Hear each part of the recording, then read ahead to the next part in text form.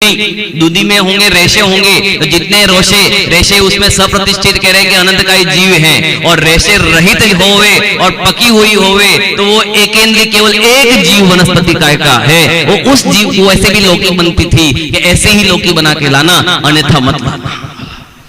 क्या आचरण था जीवन में। ये क्रोध हटाकर, ये कहे ना क्रोध कि मुझे उन जीवों अपने इन्हें रसना इंद्रिय की लोलुपता से उन जीवों पर क्रोध नहीं करना है, ये क्रोध है। संयम के साथ में उन जीवों पर क्या किया, ऐसे एक एक चीज जिस अपन को जीवन में उतारना, ऐसे जीवों को उत्तम क्षमा धर्म आदि अपन करें और उसमें समझें, तो वास्तव में ये अग्नि का एक, जल का एक, वायु का एक, वनस्पति का एक, एक इंद्रिय, दो इंद्रिय, तीन इंद्रिय, चौइंद्रिय, पंचेंद्रिय, संगी असंगी, देव नारकी तिर्यंज मनुष्य, उन सभी जीवों पर हमको क्या करना है, क्षमा भाव लाना है। सभी जीव भगवान हैं और सभी जीव भगवान थाओ, बदा जीव भगवान छे ने बदा भगवान, बदा जीव समस्त जीव कौन है, बोलो भगवान दिखते हैं अपन को, बोलो किस किस में भगवान है, सभी में। हाँ, ये भगवान देखना जिसको आ गया, जब से जिनवर मैंने अपने स्वरूप को जाना, तब से जैन धर्म को दृढ़ता से मैंने पाला। कब, जब से जिनवर मैंने अपने स्वरूप को जाना। कब, जब मैंने सर्वप्रथम किसको जाना, कि सर्वप्रथम मैंने अपने स्वरूप को जाना, तब से जैन धर्म को दृढ़ता से मैंने पाला।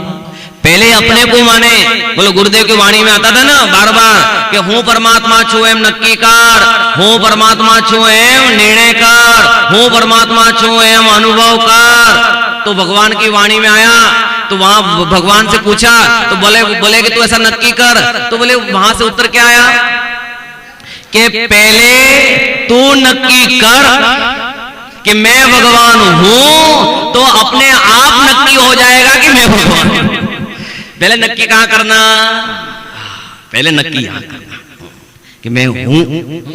बेटा समझ में आ रहा बाबू, छोटे आ रहा समझ में, अपन कौन है, बोलो मैं कौन हूं, जीव जीव जीव, बोलो मुझ में क्या है, ज्ञान ज्ञान ज्ञान, ज्ञान से क्या करता हूं, जानता देखता रहता।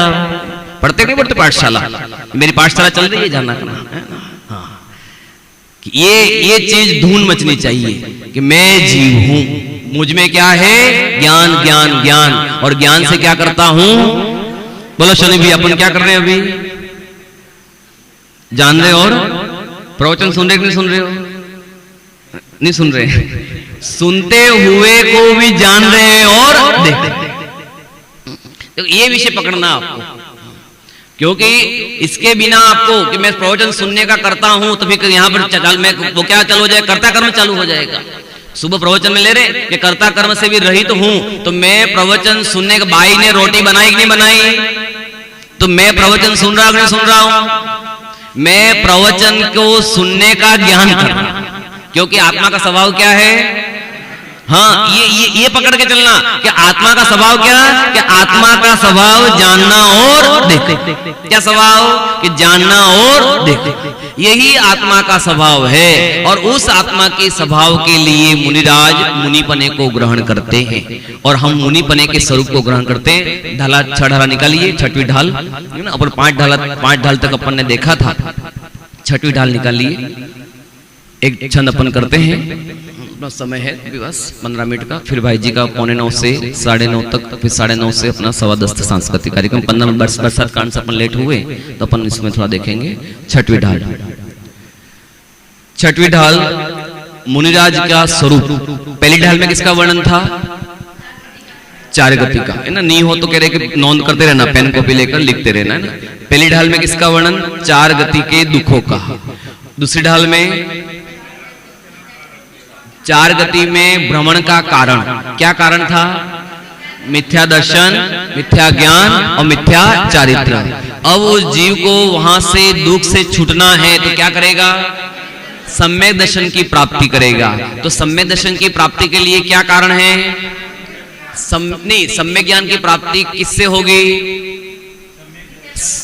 सम्यक दर्शन की प्राप्ति के लिए 7 तत्वों का श्रद्धान, तत्वार्थ श्रद्धानां सम्यक दर्शनम, के तत्वार्थ के श्रद्धान से सम्यक दर्शन कब होगा?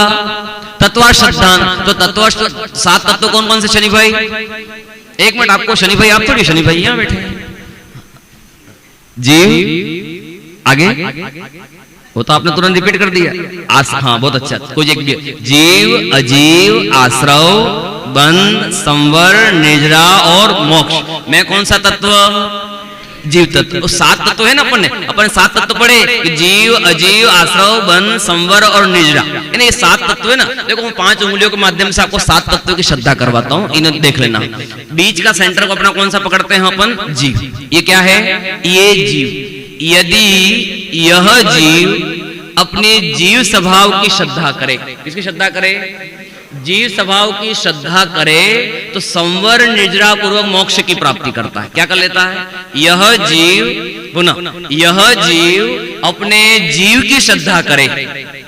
7 तत्व सीखा है ना, ये 7 तत्व में क्या कि यह जीव अपने जीव की श्रद्धा करे, अपनी आत्मा की श्रद्धा करे तो संवर निजरा पूर्वक मोक्ष की प्राप्ति कर सकता है।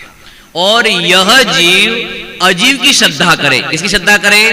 ये जीव अजीव की श्रद्धा करे तो आश्रव बंध पूर्वक 4 गति 84 लाख योनियों में भटक जाता है। इसका कह रहे कि डायरेक्शन देखना, ये नीचे की ओर है और ये ऊपर की ओर है। आया समझ में? ये नीचे की ओर है और ये ऊपर की ओर है, तो अर्थात आश्रव बंध का संयोग करेगा तो क्या करेगा? नीचे अधोगति में जाएगा।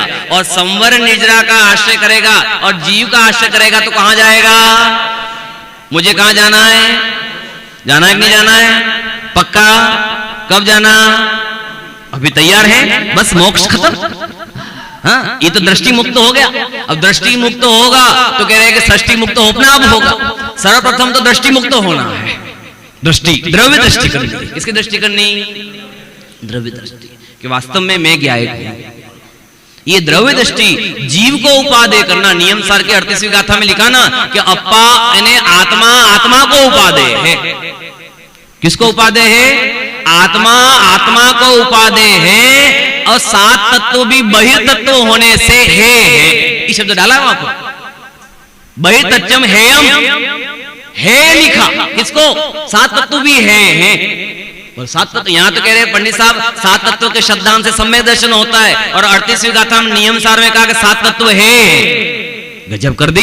एक और तो 7 तत्व के श्रद्धान करवा रहे हो और दूसरी ओर क्या कह रहे हो? 7 तत्व है। भैया दृष्टि के विषय में 7 तत्वों में जीव तत्व लिया तो कौन सा? कि जो 10 प्राणों से जीता है वो जीव नहीं, वो व्यवहार जीव है। 5 इंद्रिय, मन, वचन, काय, श्वासोश्वास है ना, ये 10 प्राण है ना। बोलो 10 प्राण कौन से? 5 इंद्रिय, 10 प्राण याद है कि नहीं याद है? 5 इंद्रिया, मन, वचन, काय, आयु और श्वासोश्वास, ये 10 प्राणों से व्यवहार से जीव जीता है। मैं आपको थोड़ा सामान्य जानकारी भी देते जा रहा हूं, है ना। कभी कभी थोड़ा ठीक ख्याल में होगा ना, ऊपर ऊपर बात नहीं जावे, इसलिए मैं आपको कह रहे थोड़ा मध्यम से सिखाने की कोशिश कर रहा हूं। इसलिए क्योंकि आपने स्वाध्याय नहीं करते हुए मुझे ख्याल में तो आ रहा है। स्वाध्याय में कितने जीव जाते हैं यहाँ पर रोज? वहां पर हिम्मतनगर में, वस्त्रापुर में, जहां जहां पर कितने जी है ना, बॉम्बे वाले सब में है ना, बोलो इन मीन गिन बस। क्यों मंदिर नहीं है क्या? ये तो बीमारी नहीं लग गई है। हाँ बहुत बड़ी बीमारी है ये, ध्यान रखना। मैंने कई लोगों से कहा और आज फिर ऑनलाइन पे सामने बोल रहा हूँ, यदि ये बाहर में अपलोड भी होता है तो कह रहे कि तो वायरल करना। स्वाध्याय भवन बंद कर, यदि बंद करना हो तो ऑनलाइन में जाना। आपने कोरोना काल में समस्या थी, मजबूरी थी, इसलिए ऑनलाइन चला। वो वर्तमान में इतना प्रमाद कर लिया है, आपने मंदिर छोड़ दिया, जिनवाने के प्रति विनय छोड़ दी, आपको निश्चय बोलने का भाव नहीं होता। 3 लोग के नाथ का बेड पे सोए से हूं परमात्मा छो एम नक्की कर धक तेरे की। ऐसा थोड़ी ओम भगवान होता। बिस्तर पे प्रमाद बैठ के, कहां गंदा गंदा बिस्तर, वहां बैठे बैठे तू भगवान आत्मा की बात सुनता है। चटाई पे बैठ, कह रहे कि जिनवाणी विराजमान कर और स्वाध्याय कर तो तुझे आत्मा परमात्मा ख्याल में आएगा। तू तो कह रहे कि कषाय का पोषण करता है, कुछ नहीं करता है। वो लोग बाहर में पूजन करते हैं और तूने स्वाध्याय को भी तूने क्या बन लिया? विषय बना लिया, व्यसन बना लिया तूने स्वाध्याय को भी। असीम भाई, गंभीर बात है इस चीज की। आप सुनो, मजबूरी में हो, पर रोज बैठ के बोलो ये बड़े बड़े करोड़ों रुपए के स्वाध्याय बना रहे हैं, किसके लिए बनाए? विशुद्धि कहां से आएगी? फिर मंदिर बंद कर दो, ऑनलाइन दर्शन करवा रहे रोज के रोज। हम ऑनलाइन दर्शन करते हैं, ऑनलाइन दर्शन करना गलत मिथ्यात्व है। आपको फिर बोल देता हूं मैं, फोटो आदि के दर्शन नहीं कर सकते हो आप, तो ऑनलाइन में भी तो क्या चित्र है, चित्र में कह रहे हैं कि जो प्रतिमा है क्या समचतुर संस्थान दिखती है क्या वो सूर्य मंत्र से दिखती है क्या? वो तो कह रहे हैं आपको याद दिलाने के लिए है, उसके हाथ जोड़ने के लिए नहीं है। जानना मिथ्यात्व का दोष लगता है वहां पर। हाँ, वो तो आपको कह रहे हैं कि तीर्थ स्थानों की याद कराने के लिए है, वहां दर्शन करने के लिए नहीं है। तो मंदिर बंद हो जाएंगे हमारे। ये सावधानी रखना। वो तो आप अस्वस्थ हो, किसी प्रकार से बैठे हो, दोपहर को कह रहे कि सुनना हो, तो वो आप मंदिर में दोपहर को प्रवचन नहीं होता है, तो दोपहर को सुनने के लिए रात्रि में विशेष सुनना हो तो सुनना। पर दोनों टाइम स्वाध्याय भवन में जाकर निश्चय बोलकर, बोलो मंदिर में निश्चय नहीं बोला जाता है, स्वाध्याय भवन में भी निश्चय बोल के अगर प्रवेश करना। क्यों? थोड़ा सामान्य बात दे देता हूं मैं आपको इस चीज के लिए। मंदिर में निश्चय बोल के क्यों जाते हैं? है बेटा, बेटा निश्चय बोलते हो, जंजीरे खंजीरे बंद कर नीचे, ये बेटा आगे जा तू भी मेरे पास। हाँ यहाँ आजा। बोलो, मंदिर में जाते हो तो निश्चय बोल के जाते हो, नहीं जाते बेटा? मंदिर में बोलते हो, मंदिर जाते हो, बैठ। हाँ पास मंदिर जाते हो, मंदिर में जब कह रहे हाथ पैर धोकर चढ़े तो क्या बोल के चढ़ते हो?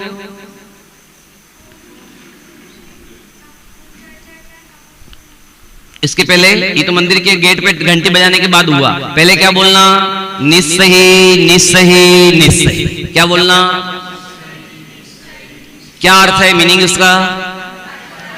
कि हे भगवान, मैं संसार के समस्त कार्यकलापों को छोड़कर मैं आपके मंदिर में प्रवेश करता हूं। मात्र यहाँ पर 2 पर्सन हैं, फर्स्ट पर्सन आप, सेकंड पर्सन मैं। फर्स्ट पर्सन मैं, सेकंड पर्सन भगवान, थर्ड पर्सन वहां नहीं है। वहां पर कोई मम्मी नहीं, पापा नहीं, दादा नहीं, पंडित जी नहीं, काका नहीं, बाबा नहीं, वहां कुछ नहीं। वहां 2 ही व्यक्ति है, भगवान और मैं। सर्व विकल्पों से राग द्वेष से रहित होकर मंदिर में प्रवेश किया जाता है। फिर ओम जय जय नमोस्तु आदि नमोरि अंताणम पूरा बोलना। ये अधूरा बोल के भाग जाते हैं अपन। पूरा चत्तारी मंगल पाठ बोलना, ऐसो पंचो नमो यारो बोलना, मूल भगवान के अर्घ बोलना, फिर 3 परिक्रमा लगाना, फिर पंचांग या साष्टांग नमस्कार करना, फिर कह रहे कि निर्मलम निर्मलीकरणम गंधोदक लेना, और फिर कह रहे कि धीमे से वापस से बैग पुश होकर वापस निकलना। ये कम समय का, और लंबा समय हो तो अभिषेक प्रक्षाल करना, पूजन करना, ये सब कह रहे कि गतिविधि तो अपने है ही। और मंदिर के, ये तो मंदिर में प्रवेश, मंदिर में मोबाइल लेके जाना। अभी कल परसों वीडियो आया ना कि मोबाइल को छूना और उसके बाद भगवान को छूना, किताबों को छूना। उस मोबाइल में असंख्यात अनंत जीवों का पिंड है। ये कब का? ये तो अभी दिया, ये चीज तो हम तो कब की बोलते हैं। उसमें मोबाइल में माइक्रोस्कोप से देखा जावे, सूक्ष्म करें कि यंत्र से देखा जाते हैं, तो अपने रोज के हाथ में मैल आदि चिपकता है, पसीना चिपकता है, तो उस चारों और बाजू में फिर कवर होता है, उसको खोल के तो उसमें नाना प्रकार के असंख्यात जीवों का पिंड है। और वो अशुद्ध से शुद्ध जिनवाणी को छूना। बोलो आप अभिनय करते हो, विनय नहीं करते? द्रव्य भाई ऐसा कितनी विनय चाहिए जिनवाणी पढ़ने के लिए। सीखो मत, धवल जी, रविंद्र जी, बड़े बड़े पंडित जी ज्ञानी हुए, कितनी विनय थी। रविंद्र जी पंडित जी के सामने कोई जिनवाणी को ऐसे लेके चला जावे ना, बोले तुझे विवेक नहीं है? 3 लोग की माता को, तेरी माता बीमार होवे और तू घसीट के ले जाता है क्या? अपनी माता को कैसे ले जाते हैं? 3 लोग की माता है, जिनवाणी माता दर्शन की हारिया, 3 लोग की माता है। आपको विवेक नाम की चीज नहीं बची। विवेक नहीं होगा, धर्म कैसे होगा? इसलिए शास्त्र सभा में भी निस्सही बोलकर प्रवेश करना। 1 घंटे तक, पौन घंटे तक, जब तक विद्वानों का प्रवचन नहीं होवे, जिनवाणी स्तुति नहीं होवे, तब तक उस स्थान को छोड़ूंगा नहीं। धनंजय कवि को याद करो, उस समय बेटे को सर्प ने डस लिया, और धनंजय भगवान की स्तुति कर रहे हैं, पूजन कर रहे हैं, और वहां पर बच्चे को सर्प ने डस लिया। समझ में आ रहा है? अवस्था लग रहा है ना, बच्चे को सर्प ने डस लिया, सब जगह हा हो डस लिया। और धनंजय कहाँ है? बोले कहाँ है? पूजा कर रहा है, पूजा कर रहा है, कैसा पंडित है, पूजा कर रहा है। यहाँ बच्चे को सुन लिया तो भी नहीं आ रहा है। उसका नियम था कि जब तक जिनेन्द्र भगवान की आराधना मैंने नियम लिया है तब तक पूर्णता क्षमापना नहीं हो जाएगी, तब तक इस जगह को छोड़ के नहीं उठूंगा। नहीं उठे। पत्नी को क्रोधावेश में आकर उसके सामने बच्चे को पटक दिया, ये तुम्हारा बच्चा और तुम जानो। और वो सहज में ही धनंजय कवि भगवान की स्तुति कर रहे हैं, और स्तुति करते करते विषयापहार स्तोत्र लिख दिया। कौन सा स्तोत्र लिख दिया? विषयापहार स्तोत्र। और विषय यहाँ विषयापहार स्तोत्र लिखा जा रहा है और वहां विष उतरता जा रहा है। कैसे गजब के भगवान है। भगवान वितरागी भगवान के सामने भी विष उतर गया। हमारे भगवान करता नहीं है, पर कह रहे हैं कि तेरे परिणामों के अनुसार तुझे फल मिलता है। अरे निष्काम भक्ति करने की ऐसी भक्ति होनी चाहिए। आनंद तो इसमें है, तेरे काम वाली भक्ति में क्या आनंद है? सोचना इसके बारे में, बहुत विचार करना, गंभीरता से हृदय पे हाथ रख के विचार करना कि मेरी परिणति किस ओर ढलती है, मेरा आचरण किस ओर जाता है, मुझे क्या करना चाहिए जीवन में। अपना ये अमूल्य जीवन मिला है, बाहर ठोकर लगी और प्राणांत तो हो गए, बोले कहां जाओगे यहां से। मैंने कहीं अभी हमारे 15 दिन पहले हमारा अर्थना में गांव में एक मैंने पुजारी शावक पूजा करके घर से बाहर मंदिर से बाहर निकला है और तुरंत ही कह रहे कि वहीं पर मर गए। अभी कुशलगढ़ में घाटोल में व्यक्ति पूजन करते करते मर गया, मंदिर में अभिषेक करके वहां बैठा है खंबे पर और वहीं ढुलक गया। बोलो जीवन का कोई भरोसा है क्या? इसलिए कितनी सावधानी से धर्म करना, कितना सजग हो जाना। बस आज का अंतिम दिवस है, आज का दिन अंतिम है, ऐसा करके प्रवेश करना। इसलिए मुनिराजों को बहुत तालावेली रहती है भाई साहब, प्रचुर सत्संवेदन करते हैं मुनिराज। इसलिए ये बात है। चलो एक छंद पढ़ लेते हैं, चलो छंद ही पढ़ेंगे, निकाल लीजिए। अहिंसा, सत्य, अचौर्य तथा ब्रह्मचर्य महाव्रत का लक्षण अपने यहाँ छंद पढ़ते हैं और सामान्य अर्थ करके फिर यहाँ पर आदरणीय भाई जी का प्रवचन भक्तामृत स्तोत्र होगा। षटकाय जीवन हनन्ते सब विदिदरव हिंसा ठरी, रागादि भाव निवारते हिंसान भावित अवतरी, जिनके न लेश मृषान जल मृण हो बिना दियो गए, 8-10 सहस विदशील धर चिद ब्रह्म में नेत्र मी रहे। कितनी गजब की दिगंबर मुनिराज सु बताया था मैंने कि मुनिराज हर कोई मुनिराज नहीं बन पाया। जिस जीव को प्रवचन सार में बात लिखी, जिसने ज्ञेय तत्व प्रज्ञापन और ज्ञान तत्व प्रज्ञापन को जाना कि मैं ज्ञान हूं और समस्त संसार ज्ञेय रूप है, मैं अपने ज्ञान स्वभावी आत्मा को जानता हूं। जब वो ज्ञेय ज्ञायक स्वभाव में लीन होकर वह जीव अपने माता पिता से आज्ञा, पहले तो गुरु के समीप जाता है कि हे भगवंत, हे मुनिवर, मुझे दीक्षा दीजिए, है ना, परिवज्जतु कि मुझे दीक्षा दीजिए।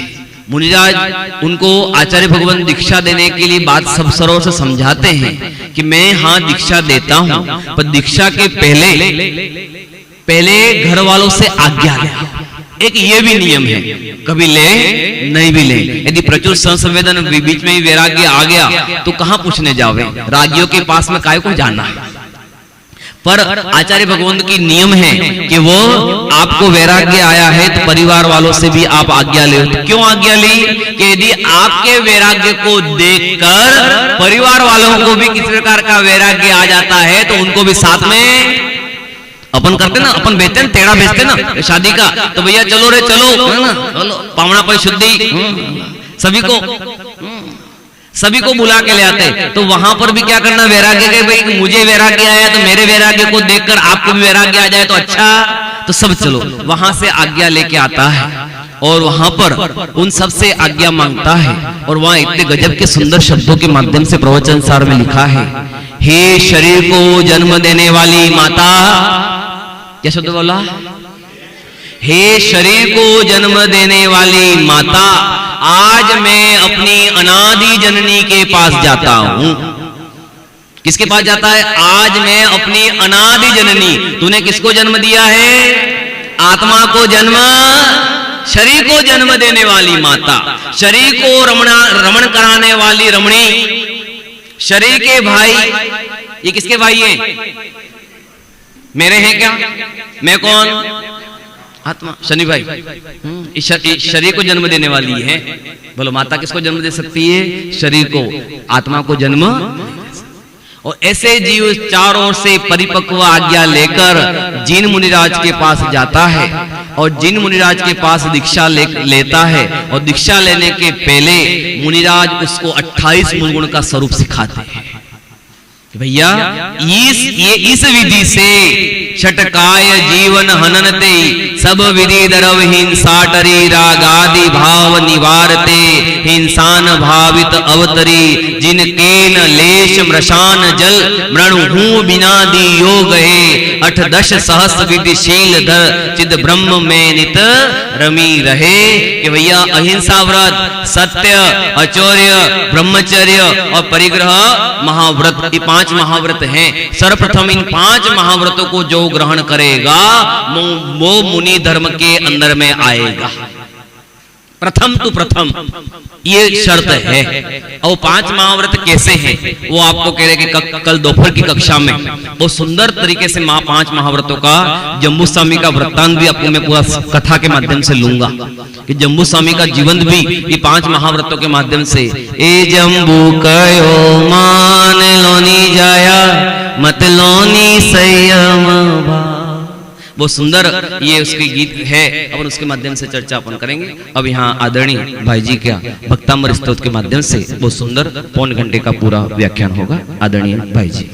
ओम नमः सिद्धेभ्य, ओम नमः सिद्धेभ्य, ओम नमः सिद्धेभ्य।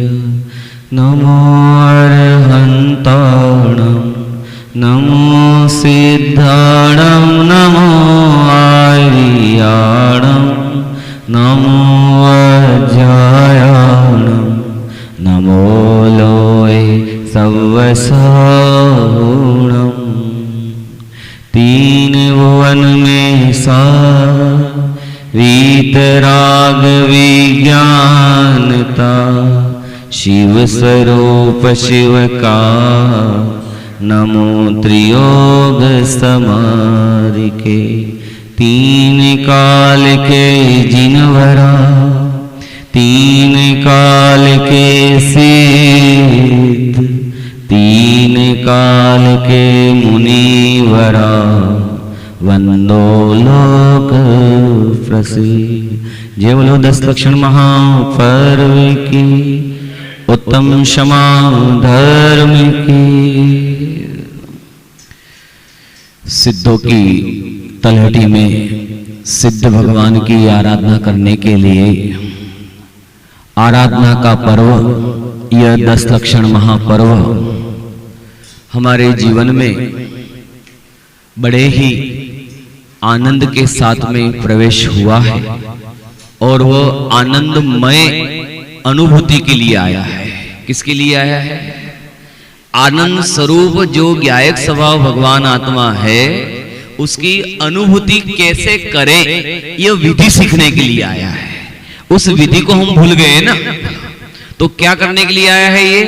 उस विधि को सिखाने के लिए कि हाँ इसी विधि से आत्मा की प्राप्ति होती है, अन्य विधि से नहीं। ठीक है ना, समय सार की 17वीं 18वीं गाथा में कि जय नाम को विपुरुषो रायाणम, कि जैसे कोई राजा को धन का अर्थी पुरुष धन के लिए राजा के पास जाता है, उसकी आज्ञा में रहता है, उसकी सेवा करता है और उसके अनुचरण करते हुए वो जैसा राजा ने कहा वैसा ही करता है तो उसको धन की प्राप्ति होती है।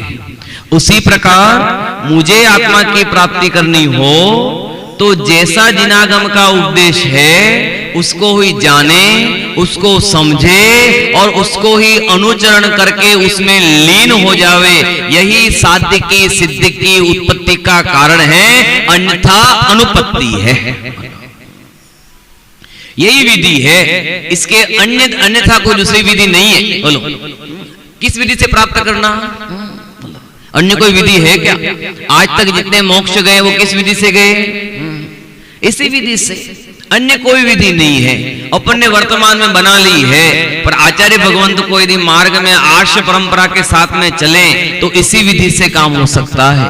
10 लक्षण महापर्व, पर्व किसे कहते हैं? जोड़ना।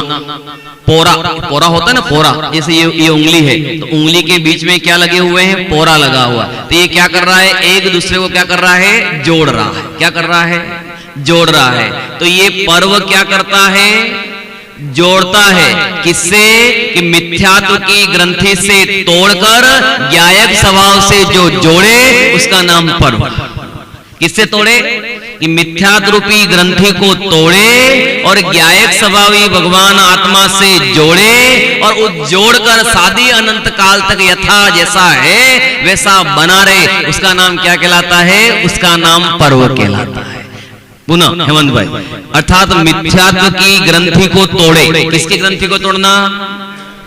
बेन है ना, समझना है ना। हमारे युवाओं का ज्यादा टारगेट में समझ जाता हूँ। पीछे काय को बैठो भाई, पैरों में। हाँ अपने आप वीडियोग्राफर अपने है ना, आगे आओ ना। पीछे नहीं जाने का भैया, ये युग आगे का जाने का, पीछे जाने का जमाना गया।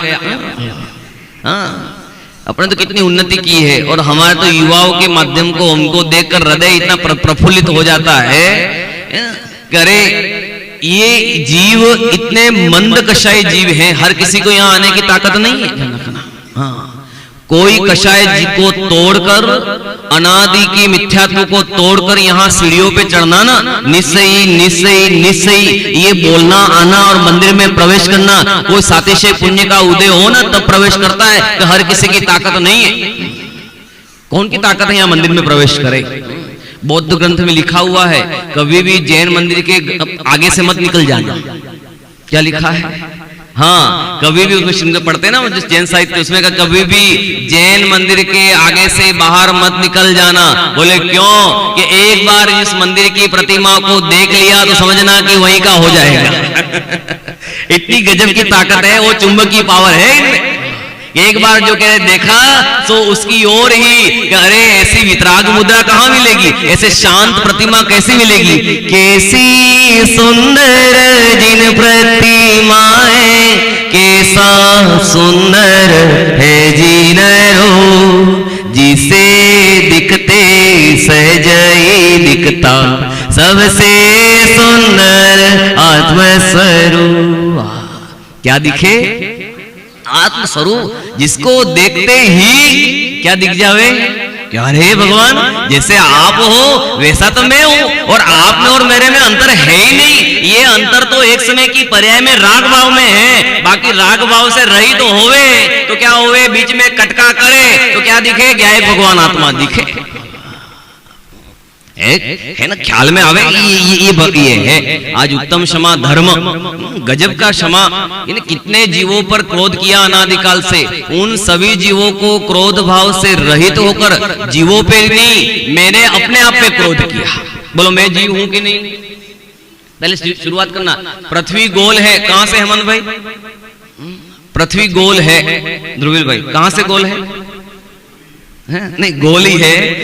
विज्ञान के अनुसार यदि अपन मापक करें, अपने जैन दर्शन गणित में पृथ्वी गोल का नहीं आता है, पर यदि विज्ञान के वर्तमान मतानुसार भी अपन बात करें कि पृथ्वी गोल है तो उसका सेंटर पॉइंट कौन सा?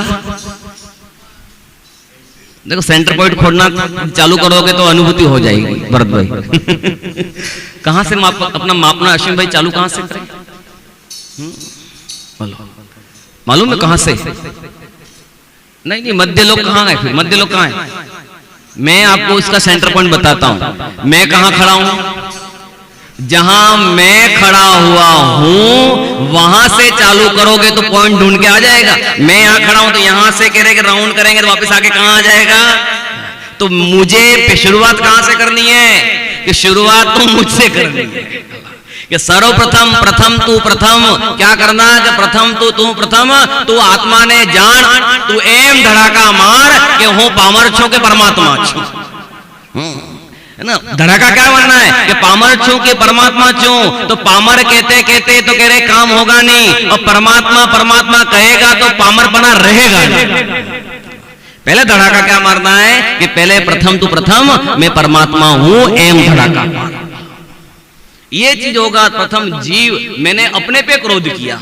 आज क्षमा किसको करना है? पहले मुझे अपने आप पे क्षमा मांगनी है, और मुझ पे क्षमा की तो जैसे ही मैंने अपने आप को क्षमा किया, तो उस क्षमा करते ही अरे दुनिया में समस्त जीव भी क्षमा करने योग्य हैं, सभी जीवों से क्षमा मांगने योग्य है। अरे मैंने इन जीवों पर अनंत क्रोध किया, उनको मारा, काटा, पीसा, थूका, बदनाम किया, उनको गलाया, पीटा, कितने प्रकार के किए, बोले छेदन भेदन भूख प्यास भार वन हिम आतप त्रास।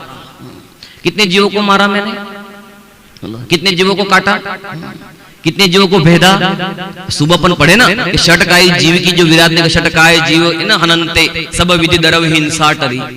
षटकाय जीवों को आज क्या है, आज ये संयम और क्षमा धर्म सब एक दूसरे के सिक्के के पहलू हैं। 200 धर्म एक सिक्के के पहलू हैं। क्षमा बोले चाहे मार्दव बोले, चाहे आर्जव बोले, चाहे इन्हें ब्रह्मचर्य बोले, चाहे अकिंचन, एक दूसरे से जुड़े हुए हैं।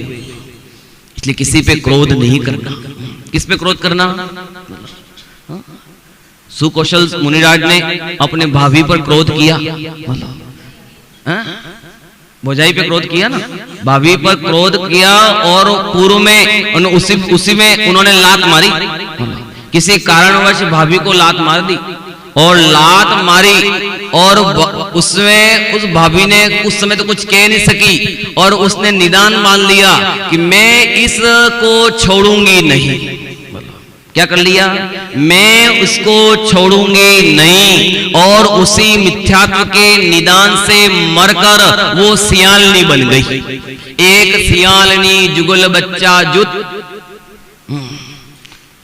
क्या किया कि उसने सियालनी बन गई, और सुकौशल मुनिराज को बहुत पश्चाताप हुआ कि ओ हो मैं कैसा निकृष्ट पापी, अरे मैं मान कषाय के क्रोध कषाय में आवेश में आकर मैंने अपनी मां समान भौजाई को भाभी पर लात मार दी। अरे धिक्कार है ऐसे कह रहे कषाय को।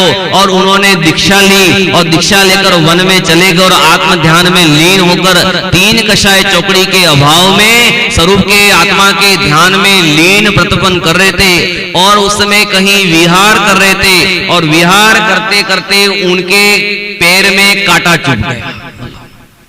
क्या चुभ गया? कांटा चुभ गया मुनिराज को, और उनके खून निकलता गया। तो वो खून की धारा कह रहे कि चलती रहेगी, और वो सियालनी को वो खून दिख गया, और उसको चाटा तो उसको खून की कह रहे कि खाने की आदत। और जैसे जैसे वो पहुंची तो वो मुनिराज दिखे, और मुनिराज को देखते ही जाति स्मरण हो गया। क्या हो गया?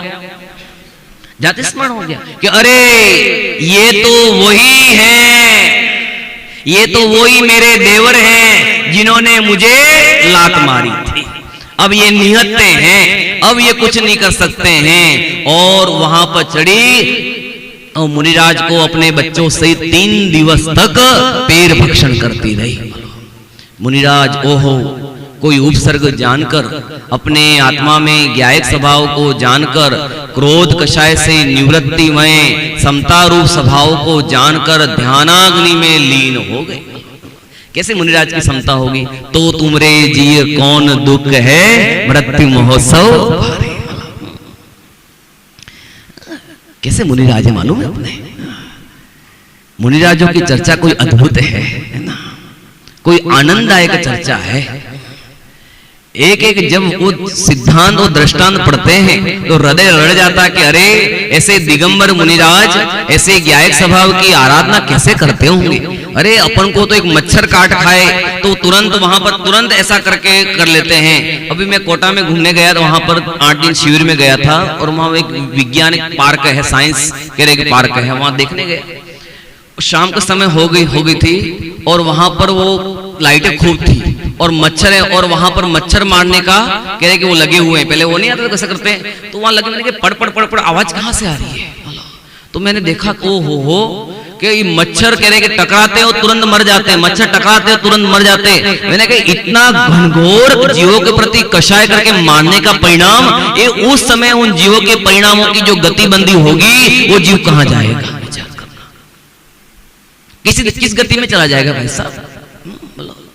जीवों को मार काट काट के मारना, करंट दे दे के मारने का परिणाम कितना क्रोध कषाय होगा।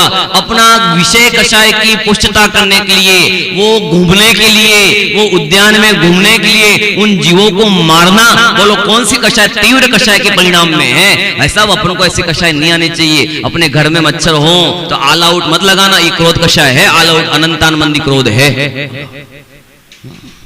क्या कर रहा है मच्छर, आपका खून ही पी रहा है, कितना ग्राम पी गया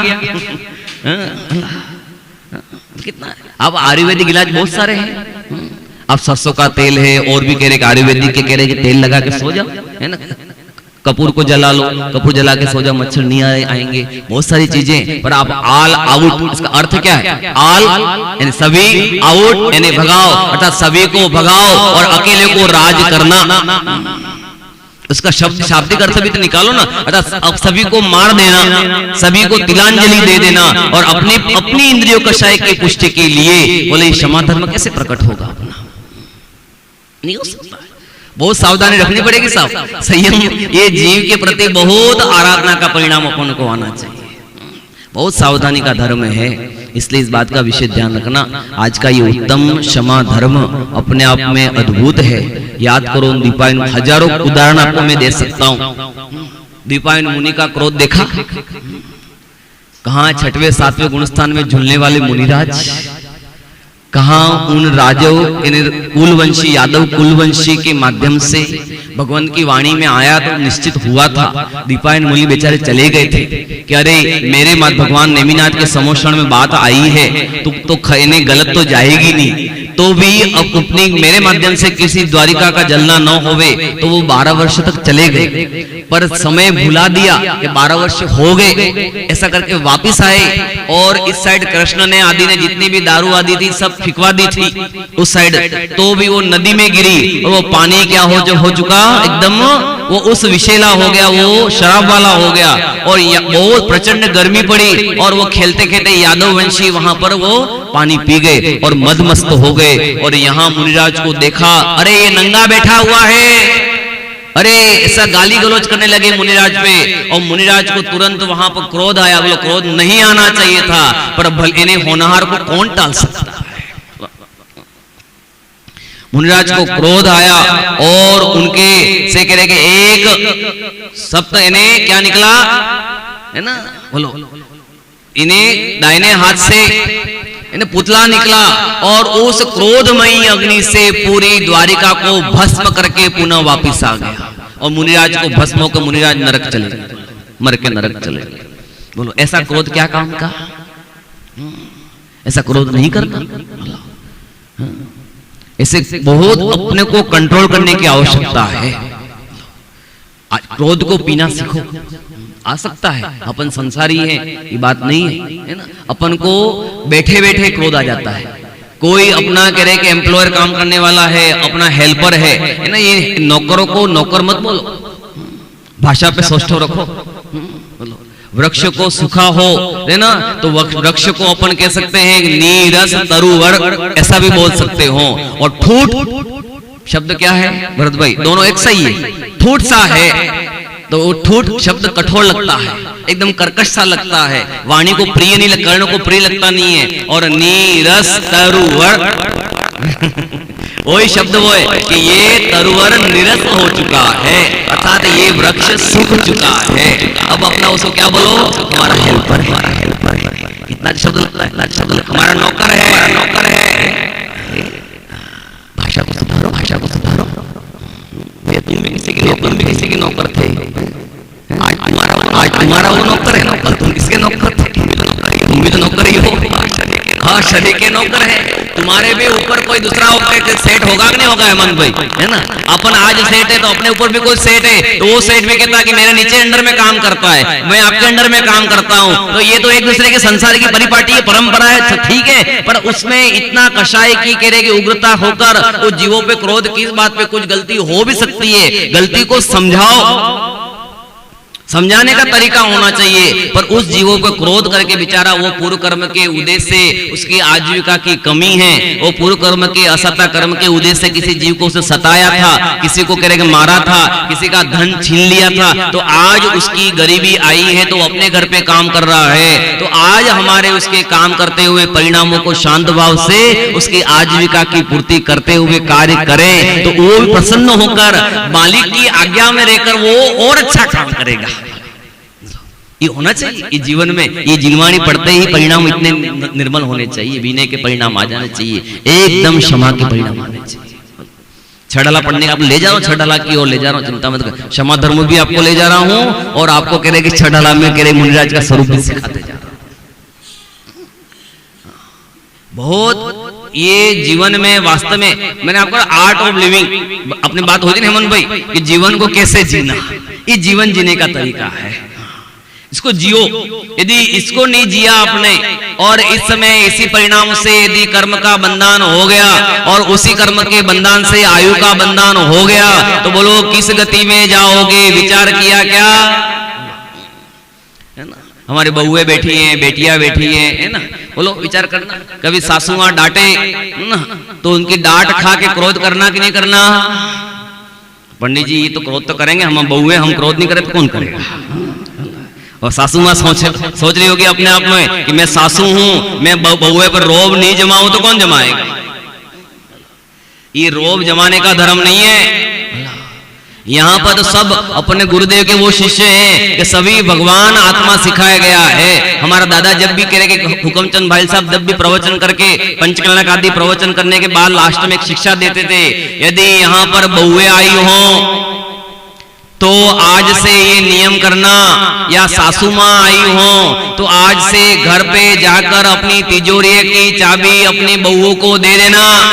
और आज से लगना चाहिए कि अरे मैं प्रवचन सुनकर मैं 10 लक्षण की आराधना करके आई हूँ, मुझे इन विषय कषाय के क्रोधांत कषायों से निवृत्ति होकर हे बहू मैं आपके सौंपती हूँ। और बहुएं आई हो तो बहुएं यहाँ से जाकर क्या निर्णय करें कि मैं तो 10 लक्षण की आराधना करके आई हूँ कि आप मेरी पूर्व में माता तो थी पर आप भी मेरी माता हैं। यदि मैंने आपके प्रति किस प्रकार का अपराध किया हो, क्रोध किया हो, तो मैं आपसे क्षमा मांगती हूँ।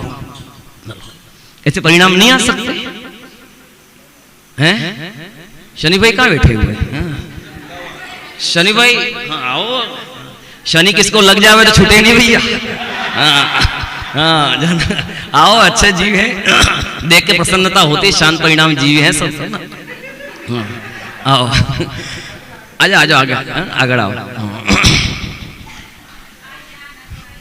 यहाँ देखना है ना, मेरी निगाह पड़नी चाहिए।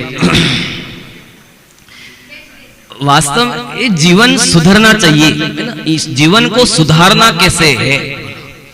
तो अपना इस समय जैन धर्म को वास्तव में हमने ग्रहण किया तो हम कुंद कुंद के कह रहे के अनुयायी हैं, जो पूज्य गुरुदेव श्री के अनुयायी हैं, कि बाकी मुंह में चम्मच लेके घूमते रहे कि हम कहे गुरुदेव के गुरुदेव के गुरुदेव के, तो ऐसे चम्मच कुछ काम की नहीं है। बंदा मत करो गुरुदेव को। उनका जीवन पढ़ने योग्य है, उनका जीवन आदरणीय था। वो तो कह रहे कि कर्म के बहार में जहाँ रावण होगा वहां राम होगा, वहां रावण होगा, वो अलग बात है। जहाँ कंस होगा वहां जरासंध होगा, जहाँ कृष्ण होंगे वहां जरासंध आदि सब कह रहे कि ये जीव रहेंगे, है ना। वो तो कह रहे कि प्रति दोनों रहते हैं। वो तो उन लोगों ने बदनाम किया। तो गुरुदेव की जीवनी को जियो और गुरुदेव को पढ़ो। केवल समय सार के माध्यम से गुरुदेव ने नहीं, गुरुदेव ने चारों अनुयोग पढ़े, पर चारों अनुयोग पढ़े नहीं, चारों अनुयोग में जीवन जिया है। वास्तव में उन्होंने जीवन को जिया है। ये किस प्रकार उनका भोजन देखे आप गुरुदेव का जब भी भोजन करते थे। लौकी यार लौकी नाम सुनते कह रहे भोजनशाला छोड़ के भाग जावे। लौकी रोज गुरुदेव लौकी की सब्जी खाते थे। हाँ, उनको ज्यादा सब्जी में नहीं, बोले ये इतनी सात्विक, क्योंकि पूरी लौकी में मात्र एक जीव, वनस्पति काय का मात्र